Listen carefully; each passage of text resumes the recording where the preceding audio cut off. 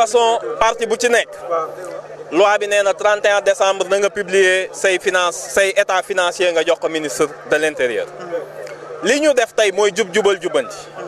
nga jël nguur ba pare loo xam ni kenn mus koo gis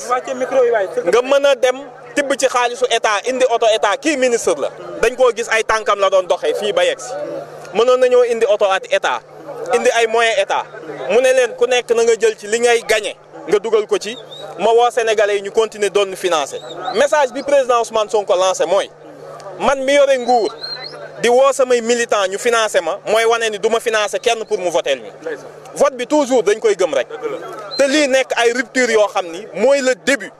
ñi si des bu yeboo ñu trouver yeneen moyen pour jéem ñoo topp mais ñun yoon bi ñu jël muy jubal jubanti day njëkk a feeñ ci waa Pastef te tey jafe naa ni ku ñëw fii ñi doon wax naan président bi xale yi bàyyi nañ ko président bi nit ñi découragé nañ ñoom bu ñu mënee le quart de ça rek buñ ko defee dina baax ci ñoom ñu ngi jëm nag ay élections législatives mu nekk événement bu am solo ñuy interpeller sénégalais yi ay nit mënuñoo jël seen xaalis luubal ko ba pare ni dañuy ñëw ci yéen ñii ñu sàcc seen alal ngeen utal leen mbalaanu kiiraay pour ñu mën a rëcc noose xaalis bi ñu sàcc ci ñun benn électeur warta jël kartam di ko jox ñi nga xam ni ñoo fi nekkoon ñi nga xam ni bu ñu leen bàyyee ñu contrôler assemblée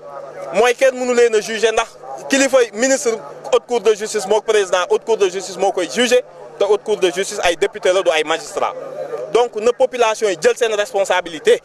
jeexal période bu Macky Sall ak ñi ñu àndaloon système bi dafa desoon tuuti pour mu jeex définitivement mooy foog ñu balee leen ci espace politique bi balee leen nag dans les règles de l'art ci jàmm ak teranga nit ñi dem voter jox Pastef 150 députés ñu bàyyi leen benn groupe parlementaire suñ motalul ñu jël suñuy nit mottali leen pour ñu mën a feeñ ci assemblée loolu kese la ñuy wootee ak jàmm ak salaam.